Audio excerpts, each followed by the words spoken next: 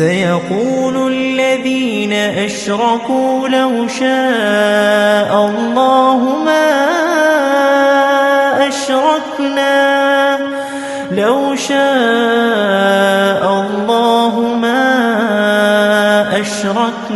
ولا آباؤنا ولا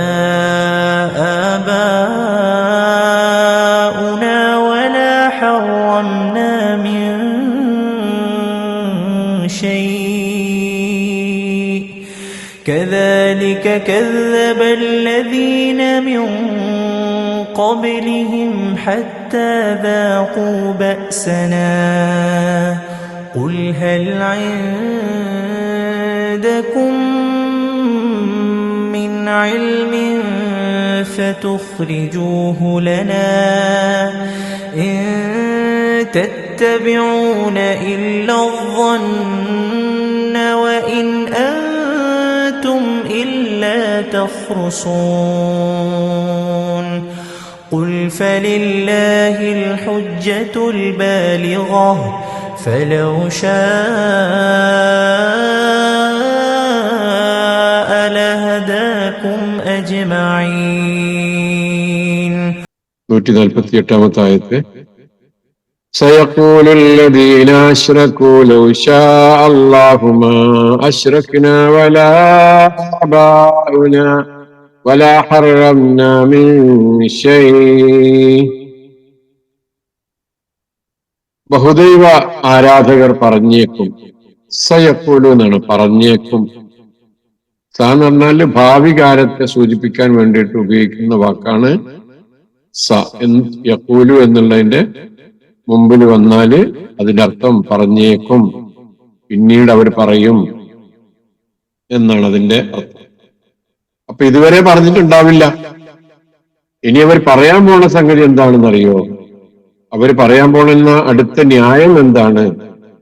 അതാണ് അള്ളാഹു ഇവിടെ പറയുന്നത്. ബഹുദൈവ ആരാധകരായ ആളുകൾ പറഞ്ഞേക്കാവുന്ന ഒരു കാര്യം, ലൗ ശാ അല്ലാഹു മാ അശ്റക്നാ, അള്ളാഹു ഉദ്ദേശിച്ചിരുന്നുവെങ്കിൽ ഞങ്ങൾ ശിർക്ക് ചെയ്യില്ലായിരുന്നല്ലോ. മാ അശ്റക്നാ, ഞങ്ങൾ അള്ളാഹുവിൽ പങ്കു ചേർക്കില്ലായിരുന്നു. വലാ ആബാഉന, ഞങ്ങളുടെ പൂർവ പിതാക്കളും, അബാഉന. വലാ ഹറംനാ മിൻ ഷൈഇൻ, ഞങ്ങൾ യാതൊന്നും തന്നെ ഇങ്ങനെ നിഷിദ്ധമാക്കുകയും ചെയ്യുമായിരുന്നില്ല. അപ്പൊ തോന്നുന്നതൊക്കെ ഹറാമാക്കുന്ന കാര്യത്തെയാണ് ഇവിടെ വിമർശിച്ചുകൊണ്ടിരിക്കുന്നത്. അതേപോലെ അള്ളാഹു അല്ലാത്തവരെ ആരാധിക്കുന്ന അവരുടെ സ്വഭാവത്തെയാണ് ഇവിടെ പരാമർശിച്ചുകൊണ്ടിരിക്കുന്നത്. അപ്പൊ അതിന് അവസാനമായി അവർ പറയാൻ പോകുന്ന സംഗതി എന്താണെന്ന് ചോദിച്ചാൽ, അള്ളാഹു ഉദ്ദേശിച്ചിരുന്നുവെങ്കിൽ ഞങ്ങൾ ശിർക്ക് ചെയ്യില്ലായിരുന്നല്ലോ, ഞങ്ങളുടെ പൂർവ്വപിതാക്കളും അങ്ങനെ ശിർക്കിൽ അകപ്പെടുമായിരുന്നില്ലല്ലോ, അതേപോലെ ഞങ്ങൾക്കൊന്നും പറ്റുമായിരുന്നില്ലല്ലോ. എന്തുകൊണ്ട് പടച്ചോന് ഞങ്ങളുടെ കൈ പിടിച്ചില്ല, ഞങ്ങളോട് ചെയ്യരുത് എന്ന് ഞങ്ങളെ അതിന് എന്തിനാ അനുവദിച്ചത്, ചെയ്യാൻ അനുവദിച്ചത് എന്ന് ഗൗരവമുള്ള ചോദ്യമാണ്. പടച്ചോനെ കുറ്റപ്പെടുത്താനാണ് ശ്രമിക്കുന്നത്. അവരുടെ എല്ലാ വാദങ്ങളും അവരുടെ എല്ലാ പൊള്ളയായ സംഗതികളും ഇവിടെ പരാജയപ്പെടുമ്പോ പിന്നെ അവർ ആരെയാണ് കുറ്റപ്പെടുത്തുന്നത് അറിയോ? അള്ളാഹുവിനെയാണ് അവർ കുറ്റപ്പെടുത്താൻ വേണ്ടി ശ്രമിക്കുന്നത്. അള്ളാഹു പറഞ്ഞുകൊണ്ടല്ല, അള്ളാഹു ഞങ്ങളെ കൊണ്ട് ചെയ്യിച്ചതല്ലേ എന്ന രൂപത്തിലാണ് അവരിനി ചോദിക്കാൻ പോകുന്നത് എന്ന് ഇതുവരെ പിന്നീട് ചോദിച്ചിട്ടുണ്ട് കേട്ടോ. പിന്നീട് ചോദിച്ചതായിട്ട് ഖുർആൻ എടുത്ത് പറയുന്നുണ്ട്, നമുക്ക് വഴിയെ കാണാം. كذلك كذب الذين من قبلهم حتى ذاقوا بأسنا, ഇതേ പ്രകാരം തന്നെ അവരുടെ മുൻഗാമികളായിട്ടുള്ള ആളുകൾ കളവാക്കാറുണ്ടായിരുന്നു. ഹത്താ ദാഖൂ ബഅസന, നമ്മുടെ ശിക്ഷ അവർ ആസ്വദിക്കുന്നത് വരെ. അങ്ങനെ അവർക്ക് നമ്മുടെ ഭാഗത്ത് ശിക്ഷ വരേണ്ടതായിട്ട് വന്നു. അന്നേരമാണ് അവർ നിർത്തിയത്, ഈ ചോദ്യം നിർത്തിയത്. ഏത് ചോദ്യം? ഇത് പടച്ചോൻ ഞങ്ങളെ കൊണ്ട് ചെയ്യിക്കുന്നതാണ്. തെറ്റ് ചെയ്യുന്ന, കളവ് പറയുന്ന, കളവ് ചെയ്യുന്ന, വേണ്ടാത്തരങ്ങൾ ചെയ്യുന്ന ആളുകളൊക്കെ അവസാനം അള്ളാഹുവിന്റെ പേരിൽ ആ കുറ്റം ആരോപിക്കുന്ന അതിദാരുണമായ ഒരു സംഭവമാണ് നമ്മളിവിടെ കാണുന്നത്. അവരോട് അള്ളാഹു പറയുന്നത്, ഇങ്ങനെ നിങ്ങളെപ്പോലെ മുൻകാലങ്ങളിലും പലരും അവർ ചെയ്ത കുറ്റങ്ങളെ ഇത് അള്ളാഹു ഞങ്ങളെ കൊണ്ട് ചെയ്യിക്കുന്നതാണ് എന്നൊക്കെ പറഞ്ഞ് പല സംഗതികളും അവർ നിഷേധിച്ച് തള്ളാറുണ്ടായിരുന്നു. അവസാനം അവർക്ക് നമ്മുടെ ശിക്ഷ അവർക്ക് അവർ അനുഭവിക്കേണ്ടതായിട്ട് വന്നിട്ടുണ്ട് എന്ന കാര്യം നിങ്ങൾ ഓർത്തോളൂ.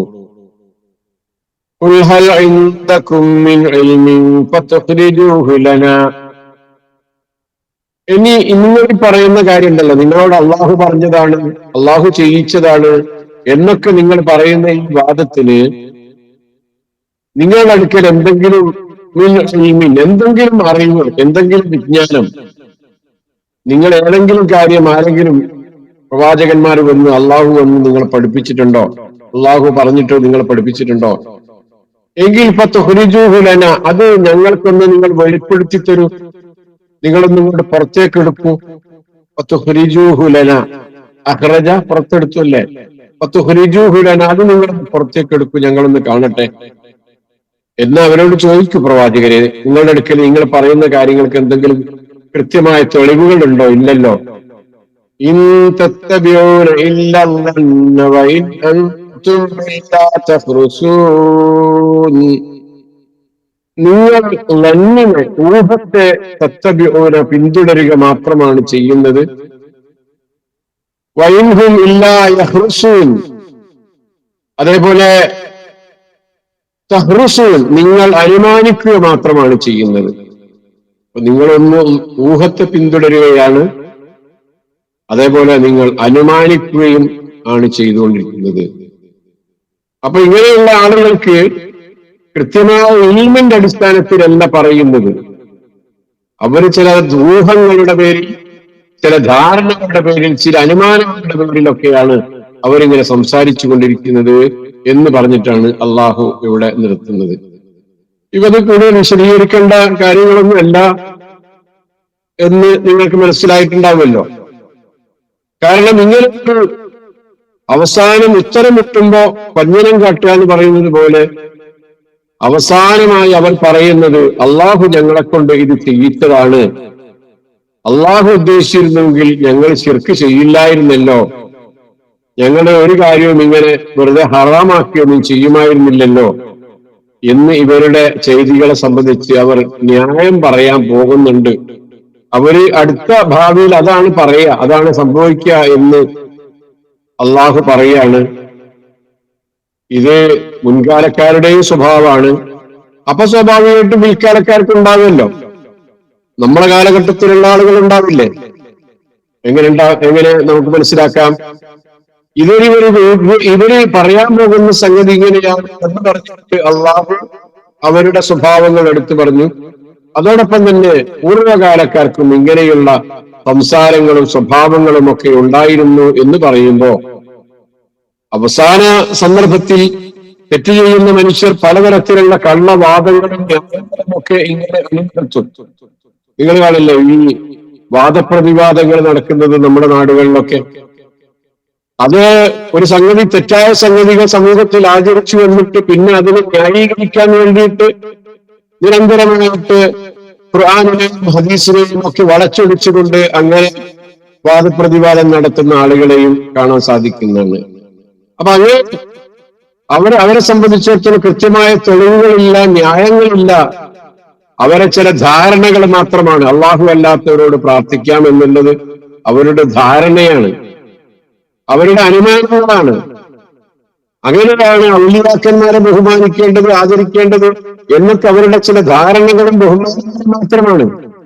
അതിനു വേണ്ടിയിട്ട് പിന്നെ കിതാബുകളൊക്കെ പരതി ഖുർആനിനെ വളച്ചൊടിച്ച്, ഹദീസിനെ വളച്ചൊടിച്ച് അങ്ങനെ ചെയ്തുകൊണ്ടിരിക്കുന്ന പ്രവണതകളാണ് നമ്മുടെ സമൂഹത്തിൽ കണ്ടുകൊണ്ടിരിക്കുന്നത്. അപ്പോ അധിക ആളുകളുടെയും പക്കൽ കൃത്യമായ വിവരമില്ല.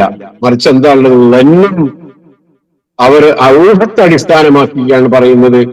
അതേപോലെ തഹ്റുസൂൻ, അവർ അനുമാനിച്ച് സംസാരിക്കുകയും മാത്രമാണ് ചെയ്യുന്നത് എന്നാണ് ഈ ആയത്തിൽ അള്ളാഹു നമ്മെ പഠിപ്പിക്കുന്നത്. നോക്കാം, നമുക്ക് അടുത്ത ആയത്തും കൂടെ നോക്കാം.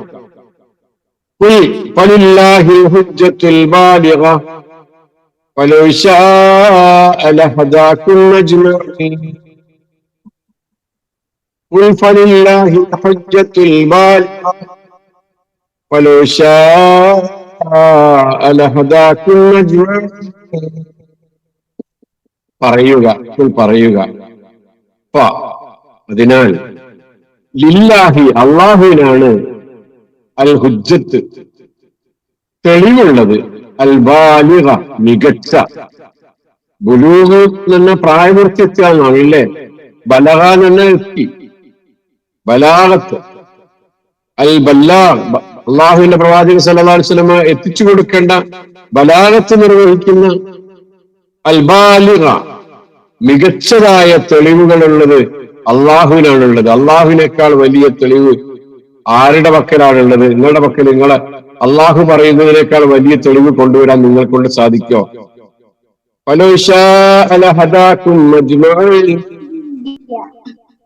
നിങ്ങൾ പറഞ്ഞല്ലോ പടച്ചവന്റെ ഉദ്ദേശത്തെ സംബന്ധിച്ച്, പടച്ചവന്റെ ഉദ്ദേശത്തെ സംബന്ധിച്ച് നിങ്ങൾ സംസാരിച്ചല്ലോ.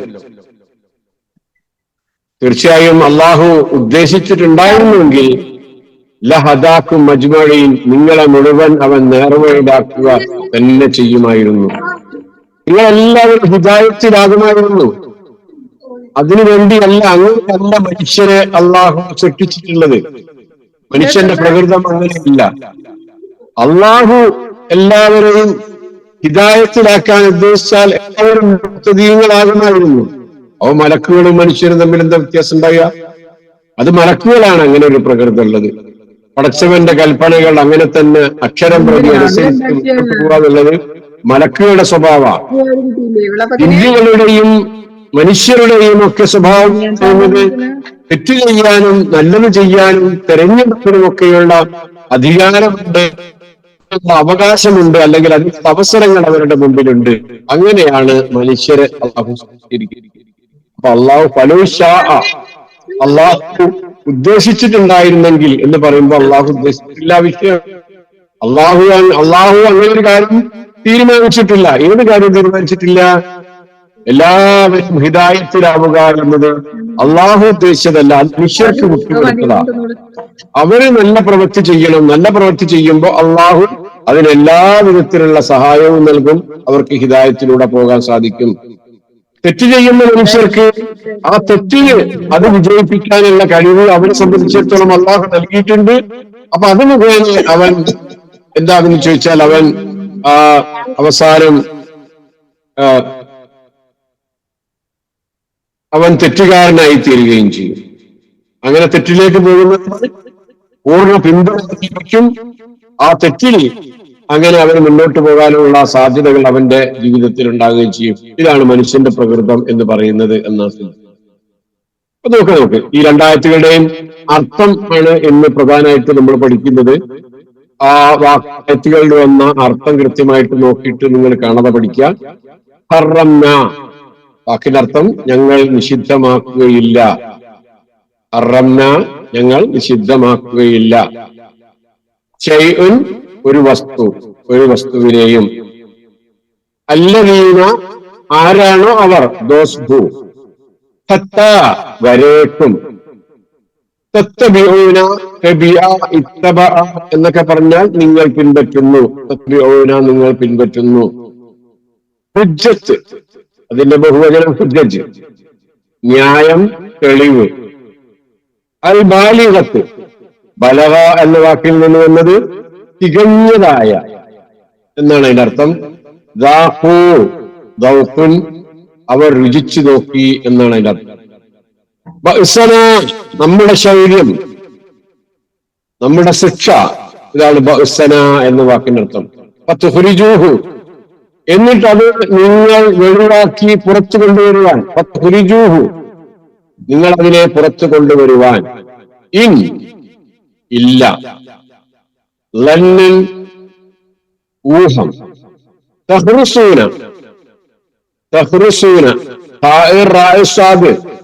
ആ വാക്കിൽ നിന്ന് ഒന്നാണ് തഹ്റസൂൻ, നിങ്ങൾ അനുമാനിക്കുന്നു. ഫലം എങ്കിൽ, ആൻഡ് ഈഫ്, അതാണ് ആ വാക്കുകളുടെ ഇത്. നിങ്ങൾ വായിച്ച് പഠിച്ചാല് ആ ആയത്ത് പഠിക്കാൻ എളുപ്പമുണ്ടാകും. ഇന്നത്തെ ക്ലാസ്സിൽ പ്രത്യേകമായിട്ട് നിങ്ങൾ ചെയ്യേണ്ട ഒരു സംഗതി എന്ന് പറയുന്നത് ഈ വാക്കുകളൊക്കെ ഒന്ന് വായിച്ചു നോക്കിയിട്ട് അതിന്റെ അർത്ഥം കാണാതെ പഠിക്കുക എന്നുള്ളതാണ് അത് ചെയ്യാനുള്ളത്. ശരി, ഇത് നമ്മൾ പറഞ്ഞു കഴിഞ്ഞു. സ യഖൂലു എന്നുള്ളതിന്റെ സ എന്താണ് അതിന്റെ അർത്ഥം? പിന്നീട് പറയുന്നതാണ്. സ വന്നു കഴിഞ്ഞാൽ, യഖൂലു എന്നുള്ളതിന്റെ മുമ്പിൽ സ വന്നു കഴിഞ്ഞാൽ മുളാരിയായ അഥവാ ഒരു പ്രസന്റ് ടെൻസിന്റെ ആദ്യത്തിൽ സ എന്ന വാക്ക് ഉപയോഗിച്ചാൽ അതുകൊണ്ട് ഉദ്ദേശിക്കുന്നത് ഭാവിയിൽ ചെയ്യും, ഭാവിയിൽ പറയും എന്നാണ് അതുകൊണ്ട് ഉദ്ദേശിക്കുന്നത്. അതിനാണ് സ എന്ന വാക്ക് ഉപയോഗിക്കുന്നത്. യഖൂലു എന്നത് രണ്ടിലും പറയാം, വർത്തമാനകാലത്തിനും പറയാം, ഭാവി കാലത്തിനും പറയാം. യഖൂലു എന്ന പദം അതാണ് മുളാരി എന്ന് പറയുന്നത്. മുളാരി ആയ പദത്തിന് വർത്തമാനകാലക്രിയയുടെയും ഭാവി കാലക്രിയയുടെയും അർത്ഥമുണ്ട്. പക്ഷെ അത് ഭാവി കാലക്രിയയാണ് എന്ന് പ്രത്യേകമായി മാർക്ക് ചെയ്യാൻ, അടയാളപ്പെടുത്താൻ ഉപയോഗിക്കുന്ന ഒരു വാക്കാണ് അതിന്റെ ആദ്യത്തിൽ സ ചേർക്കുക എന്നുള്ളത്. അപ്പൊ ഇവിടെ അള്ളാഹു പറയുമ്പോൾ ഈ ആയത്ത് ഇറങ്ങുമ്പോ അവർ പറഞ്ഞിട്ടില്ല, എന്നാൽ അവർ പിന്നീട് പറയുമെന്ന് ആണതിന്റെ സൂചന. ആ നിലക്ക് സൂറത്തുൽ നഹ്ലിലെ 35-ാമത്തെ ആയത്തിലും സൂറത്തു സുഹ്റൂഫിലെ 20-ാമത്തെ ആയത്തിലും ഇതേപോലെ വന്നിട്ടുണ്ട്. അതെന്താണ്? വഖാലല്ലദീന അശ്റകൂ ലൗ ശാ അല്ലാഹു മാ അബ്ദനാ മിൻ ദൂനിഹി മിൻ ശൈഇൻ നഹ്നു വലാ ആബാഉനാ വലാ ഹറംനാ മിൻ ദൂനിഹി മിൻ ശൈഇ. ഇല്ലേ? വഖാലല്ലദീന അശ്റകൂ, സയഖൂലു എന്നുള്ളതിന് പകരം ഖാല എന്ന് പറഞ്ഞു. അപ്പൊ ഖാല എന്ന് പറഞ്ഞാൽ എന്താണ്? പറഞ്ഞു, പാസ്റ്റ് ടെൻസ്, കഴിഞ്ഞ കാലക്രിയ. അതിന്റെ മുളാരിയ ആ മുളാരിയിലെ ഭാവി കാലക്രിയാക്കാൻ വേണ്ടിയിട്ട് ഉപയോഗിക്കുന്ന വാക്കാണ് സ എന്നുള്ളത്. സയഖൂലു തന്നെ പറയും. യഖൂലു പറയുന്നു, ആല പറഞ്ഞു, യഖൂലു പറയുന്നു, സയഖൂലു പറയും. അപ്പൊ നിങ്ങൾക്ക് ഏത് വാക്ക് കിട്ടിയാലും ഈ 3 രൂപത്തിലും പറയാൻ പറ്റുമല്ലോ. ഓക്കെ, ശരി. വഖാലല്ലദീന അശ്റകൂ, മുശ്രിക്കുകൾ പറഞ്ഞു കഴിഞ്ഞു. ലൗ ശാ അല്ലാഹു മാ അബ്ദനാ മിൻ ദൂനിഹി മിൻ ശൈഇൻ, അള്ളാഹു ഉദ്ദേശിച്ചിരുന്നുവെങ്കിൽ അള്ളാഹുവിനെ കൂടാതെ ഞങ്ങൾ ഒന്നിനെയും ആരാധിക്കുമായിരുന്നില്ലല്ലോ. നഹ്നു, ഞങ്ങളോ, വലാ ആബാഉനാ, പിതാക്കളോ, വലാ ഹറംനാ മിൻ ദൂനിഹി ശൈഇൻ, പടച്ചവൻ ചെയ്ത് പറഞ്ഞതല്ലാത്ത മറ്റു കാര്യങ്ങളൊന്നും ഞങ്ങൾ ഇങ്ങനെ സ്വയം ഹറാമായി പ്രഖ്യാപിക്കുകയും ചെയ്യുമായിരുന്നില്ലല്ലോ എന്ന് അതാ മുശ്രിക്കുകൾ പറഞ്ഞു കഴിഞ്ഞു എന്ന് സൂറത്തുൽ നഹ്ലിലും സൂറത്തു സുഹ്റൂഫിലും അല്ലാഹു പറഞ്ഞിട്ടുണ്ട്. അപ്പൊ ആ വാക്കുകൾ മനസ്സിലായിട്ടുണ്ടാകും, ആ പ്രയോഗവും മനസ്സിലായിട്ടുണ്ടാകും എന്ന് വിചാരിക്കുകയാണ്. മുന്നോട്ട് പോകാം. അപ്പൊ ഇവിടെ മുശ്രിക്കുകളുടെ വാദം എന്താണ് പറഞ്ഞത്? അവർക്ക് തോന്നുന്നതനുസരിച്ച് ഉള്ള സംസാരമാണ് ഇവിടെ നടത്തുന്നത്. നേരത്തെ പറഞ്ഞതല്ല ഇപ്പൊ അവർ സംസാരിച്ചുകൊണ്ടിരിക്കുന്നത്. അവരുടെ വാദഗതികൾ അവർ മാറ്റുന്നു. അള്ളാഹുവിന്റെ നേരെയാണ് അവർ ഇപ്പൊ തിരിഞ്ഞിരിക്കുന്നത്. പടച്ചവൻ ചെയ്യിച്ചതാണ് ഞങ്ങളെ കൊണ്ട് എന്നുള്ള നിലക്കാണ് അവരുടെ സംസാരങ്ങൾ പോകുന്നത്. തീർത്തും നിറം മാറുന്ന സന്ദർഭങ്ങൾക്കനുസരിച്ച് അങ്ങോട്ടും ഇങ്ങോട്ടും ഒക്കെ വാദഗതികൾ മാറുന്ന സ്വഭാവമാണ് ഇവരെ സംബന്ധിച്ചിടത്തോളം അവരുടെ സംസാരത്തിൽ നമ്മൾ കാണാൻ സാധിക്കുന്നത്. അത് ശരിയല്ലാത്ത ഒരു കാര്യമാണ് എന്ന് അവരെ ഓർമ്മപ്പെടുത്തുകയാണ് ചെയ്യാൻ പോകുന്നത്. ഇനി അവസാനമായിട്ട് നിങ്ങൾ പറയുന്ന വാദങ്ങൾ ഇങ്ങനെയൊക്കെ ആയിരിക്കുമല്ലോ എന്നാണ്. യഥാർത്ഥത്തിൽ ഇതിന് വല്ല ആത്മാർത്ഥതയുണ്ടോ ഈ സംസാരത്തിൽ? മുശ്രിക്കുകളെ സംബന്ധിച്ചിടത്തോളം അവരുടെ അന്ധവിശ്വാസങ്ങൾക്കും ദുരാചാരങ്ങൾക്കും ന്യായം പറഞ്ഞർപ്പിക്കുക മാത്രമല്ല അവർ ചെയ്യുന്നത്. റസൂൽ സ്വല്ലല്ലാഹു അലൈഹി വസല്ലമയെയും സത്യവിശ്വാസികളെയും ഒക്കെ പരിഹസിക്കാൻ കൂടിയിട്ടാണ് ഇവര് ഇവിടെ ഉദ്ദേശിക്കുന്നത്. നിങ്ങളെ പടച്ചോൻ പറഞ്ഞിട്ടാണ് ഞങ്ങൾ ചെയ്തത് എന്ന് റസൂലിനെയും സത്യവിശ്വാസികളെയും ഒക്കെ പരിഹസിക്കാൻ വേണ്ടിയിട്ടാണ് അവർ ഇങ്ങനെ പറഞ്ഞുകൊണ്ടിരിക്കുന്നത്. കാരണം എന്താ വെച്ചാൽ അവർക്കൊരു ആത്മാർത്ഥതയില്ല, തൊട്ടു നോണ്ടിയിട്ടില്ല എന്നതിന്റെ തെളിവെന്താ?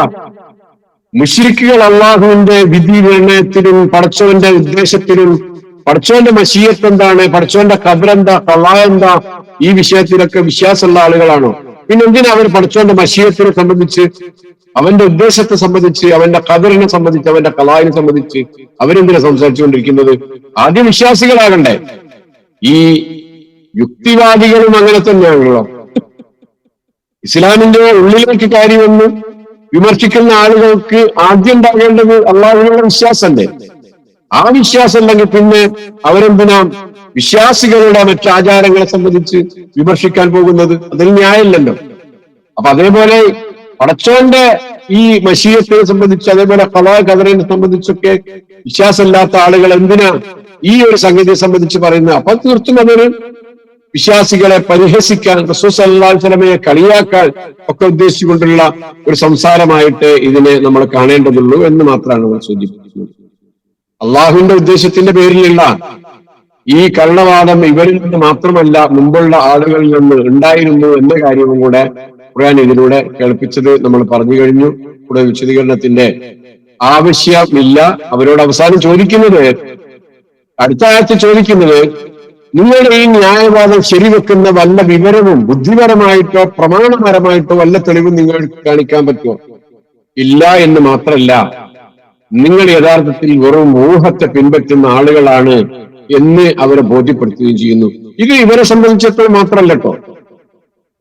പലപ്പോഴും അള്ളാഹുവിലുള്ള അചഞ്ചലമായ വിശ്വാസമില്ലാത്ത ആളുകളുടെ പ്രവർത്തികൾ അവർ ക്രമീകരിക്കുന്നത് എങ്ങനെയാണെന്ന് ചോദിച്ചാൽ, അവർക്ക് ചില ധാരണകൾ, ചില തരത്തിലുള്ള അനുമാനങ്ങൾ, അത് മാത്രമാണ് അവരെ സംബന്ധിച്ചിടത്തോളം ഉള്ളത്. ഖുർആൻ തന്നെ വേറെ സ്ഥലത്ത് പറഞ്ഞതുപോലെ ഇത്തരത്തിലുള്ള ആളുകൾക്ക് ഭൗതിക ജീവിതത്തിലെ പുറംപൂച്ചുകളെ സംബന്ധിച്ചുള്ള ചില വിവരങ്ങൾ മാത്രമുണ്ട്.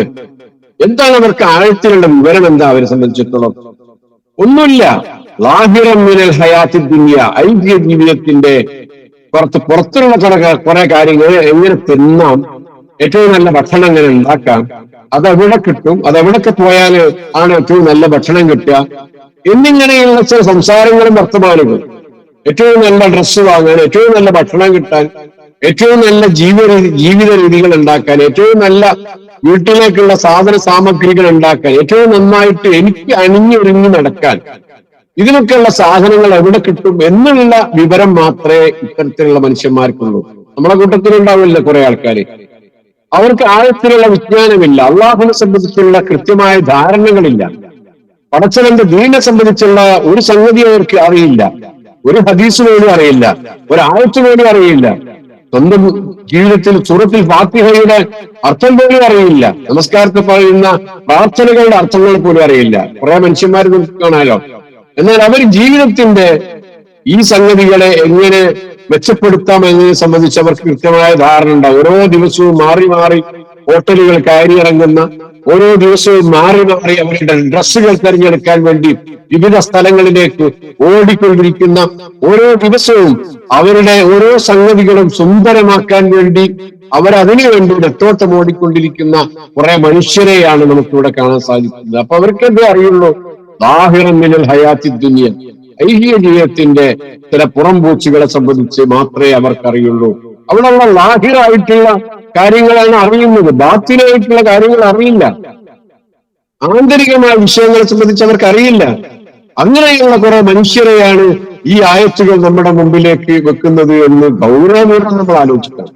നമ്മൾ എവിടെയാണ് എന്ന് നമ്മൾ പരിശോധിക്കണം. നമ്മുടെ ചിന്തകളും നമ്മുടെ വായനകളും നമ്മുടെ പഠനങ്ങളും നമ്മുടെ ആലോചനകളും ഒക്കെ ഏത് വഴിയാണ് നമ്മൾ തിരിച്ചുവിടുന്നത് എന്ന് നമ്മൾ ആലോചിക്കും. നമ്മൾ ആകെപ്പാടെ നോക്കുന്നത് എവിടൊക്കെയാണ് ഓഫറുകൾ ഉള്ളത്, ആ ഓഫറുകളുടെ പേപ്പറുകൾ ഒന്നിനു പുറകെ മറ്റൊന്നായി അതിന്റെ മുഴുവൻ കാണാപ്പാടം പഠിച്ച് അങ്ങനെ പോകുന്ന ചില മനുഷ്യന്മാരായി മാത്രം നമ്മൾ മാറിപ്പോകുന്നുണ്ടോ?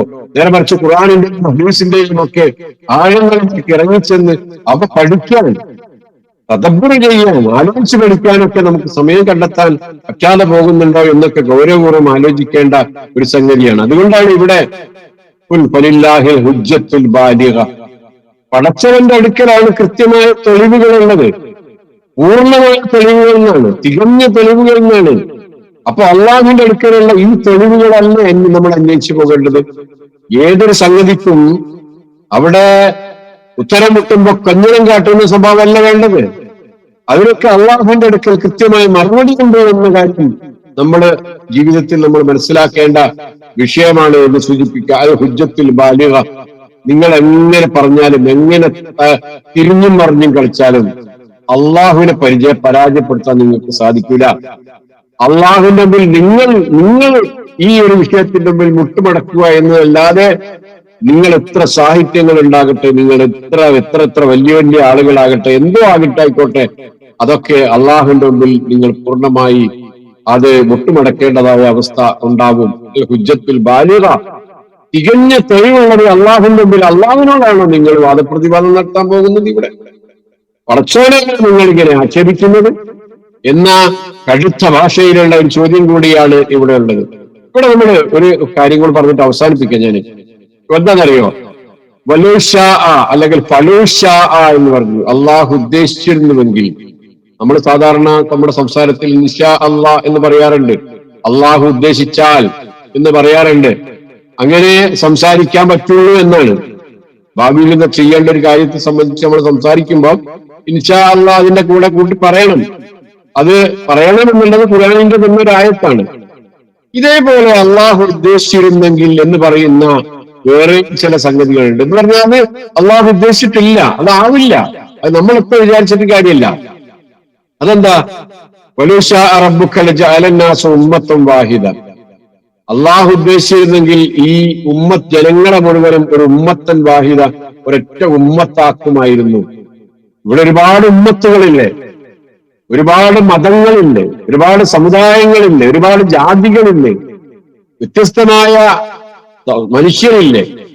എല്ലാരും കൂടെ ഒന്നാകണം എന്ന് അള്ളാഹു ഉദ്ദേശിച്ചിട്ടില്ല. അത് അങ്ങനൊരു സംഭവമില്ല. അത് ഓരോരുത്തർക്കും വഴികൾ പറഞ്ഞു കൊടുത്തിട്ടുണ്ട്. ഏതാണ് ശരിയെന്ന്, ഏതാണ് തെറ്റിയെന്ന്, ഏതാണ് നല്ല സമുദായമെന്ന്, ഏതാണ് ഏറ്റവും ഉത്തമപ്പെട്ട ഉമ്മത്താരാണ്, ഏറ്റവും ഹൈറായ ഉമ്മത്താണ്, ഹൈർ ഉമ്മത്ത് ഏതാണ് എന്നൊക്കെ അള്ളാഹു പറഞ്ഞു കൊടുത്തിട്ടുണ്ട്. ആ ഹൈർ ഉമ്മത്തിൽ ഉൾപ്പെടാൻ ഓരോരുത്തരും ശ്രമിക്കുകയാണ് വേണ്ടത്. വലാ യസാലു മുഖ്തലിഫീൻ. ആളുകൾ ഇങ്ങനെ ഭിന്നിച്ച് കഷ്ടമായി അങ്ങനെ പോയിക്കൊണ്ടേയിരിക്കും. അതുകൊണ്ട് നിങ്ങൾ എന്തിനാ ബേജാറാണ്? നിങ്ങൾ ബേജാറാണ്ട. നിങ്ങൾ കണ്ടെത്താൻ നിങ്ങൾ ചെയ്യേണ്ട സംഗതി എന്ന് പറഞ്ഞാൽ ഹൈർ ഉമ്മത്തേതാ, അള്ളാഹുവിന്റെ കൽപ്പനകൾ അത് പഠിക്കുകയും പാരായണം ചെയ്യുകയും അത് അംഗീകരിക്കുകയും അതിനനുസരിച്ച് പോവുകയും ചെയ്യുന്നത് ആരാ? അള്ളാഹുവിന്റെ പ്രവാചകൻ സല്ലല്ലാഹു അലൈഹി വസല്ലമയുടെ സ്വഹീഹായ ഹദീസുകളെ പിൻപറ്റി മുന്നോട്ട് പോകുന്നത് ആരാണ് എന്ന് പരിശോധിക്കുക. അതിന്റെ കൂടെ പോവുക, നിൽക്കുക, ആ മാർഗത്തിൽ നിങ്ങളുടെ അടിയുറച്ച് നിൽക്കുക, ചെയ്താൽ മതി. വേറെ ആളുകളെ ആക്ഷേപിക്കുക, ജനങ്ങളൊക്കെ ഇങ്ങനെ കുറെ ഗ്രൂപ്പായി പോയതുകൊണ്ട് ഞാൻ എങ്ങോട്ടില്ല എന്ന് പറഞ്ഞുകൊണ്ട് മാറി നിൽക്കാനല്ല. വലൂശാ റബ്ബുക ലആമന മൻ ഫിൽ അർളി കുല്ലുഹും ജമീഅ. വേറൊരായത്ത് സൂറത്ത് യൂനുസിൽ അള്ളാഹു ഉദ്ദേശിച്ചിട്ടുണ്ടായിരുന്നെങ്കിൽ ഭൂമിയിലെ മനുഷ്യരും വിശ്വസിക്കുമായിരുന്നു, വിശ്വാസികളാകുമായിരുന്നു. അങ്ങനെ വിചാരിച്ചിട്ടില്ല. അള്ളാഹുവിന്റെ മശീയത്ത് അങ്ങനെയില്ല. അങ്ങനെ എല്ലാവരും അങ്ങനെ പാക്കിക്കൊണ്ടു പോകണമെന്നല്ല. അത് മനുഷ്യർക്ക് വിട്ടുകൊടുത്തുകൊണ്ട് വിശ്വസിക്കാനും അവിശ്വസിക്കുവാനുള്ള അവസരങ്ങൾ മനുഷ്യന്റെ മുമ്പിൽ തുറന്നു കൊടുത്തുകൊണ്ടുള്ള സംവിധാനമാണ് അള്ളാഹു ഒരുക്കിയിട്ടുള്ളത്. ക്ലിയർ ആയല്ലോ? മൂന്നാമത്തെ ഒരു സംഗതി കൂടെ ഇതേപോലെയുള്ള ആയത്തുകൾ നമ്മൾ പരിശോധിക്കുമ്പോ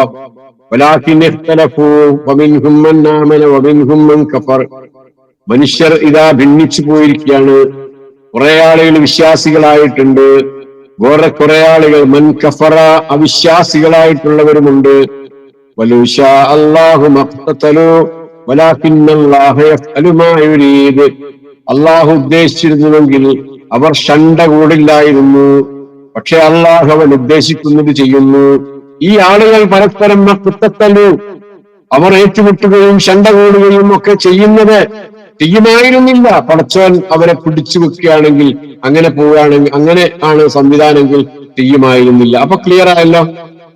അള്ളാഹു മനുഷ്യരെ സൃഷ്ടിച്ച രൂപം, സ്വഭാവം, പരുവം എങ്ങനെയാണ് എന്ന് നമ്മൾ കണ്ടു കഴിഞ്ഞു. അതിൽ നമ്മൾ ചെയ്യേണ്ട നമ്മുടെ ബാധ്യതകൾ നമ്മൾ കൃത്യമായി നിർവഹിച്ച് മുന്നോട്ട് പോവുക എന്നാണ് സൂചിപ്പിക്കാനുള്ളത്. അടുത്ത 1-2 ആഴ്ചകൾ കൂടെ കഴിഞ്ഞാൽ പിന്നെ വേഗതയിൽ പോകേണ്ടതും നമുക്ക് പോകാൻ കഴിയും. നമ്മൾ പഠിക്കേണ്ട ഒരുപാട് ആശയങ്ങളുടെ, ഇതുവരെ പറഞ്ഞ ആശയങ്ങളുടെ സംഗ്രഹമാണ് കടന്നു വരുന്നത്. ഇൻഷാ അല്ലാഹ് നമുക്ക് അവിടങ്ങളിൽ കൂടുതൽ സംസാരിക്കാൻ സാധിക്കുമെന്ന് വിചാരിക്കുന്നു. ഇപ്പോ അവസാനിപ്പിക്കാന്നാണ് തോന്നുന്നത്. അള്ളാഹു അനുഗ്രഹിക്കുമാറാകട്ടെ. നാട്ടിൽ ഒരുപാട് സമയമായില്ലേ? ഈ ആയത്ത് നമ്മൾ തുടങ്ങിയാല് അവസാനിപ്പിക്കപ്പെട്ടെന്ന് തീർക്കാൻ കഴിയില്ല. ഇതിൽ എന്നൊക്കെ പറഞ്ഞ വാക്കുകൾ ഉണ്ടല്ലോ. സാക്ഷ്യപ്പെടുത്തുന്നു, സാക്ഷികൾ, സാക്ഷ്യം, സാക്ഷിയാകരുത്, എന്നൊക്കെ പറഞ്ഞ ആ പദങ്ങൾ കുറച്ച് നമുക്ക് വിശദീകരിക്കാനുള്ളത് കൊണ്ട് അടുത്ത ക്ലാസ്സിലേക്ക് വെക്കാം. അള്ളാഹു അനുഗ്രഹിക്കുമാറാകട്ടെ.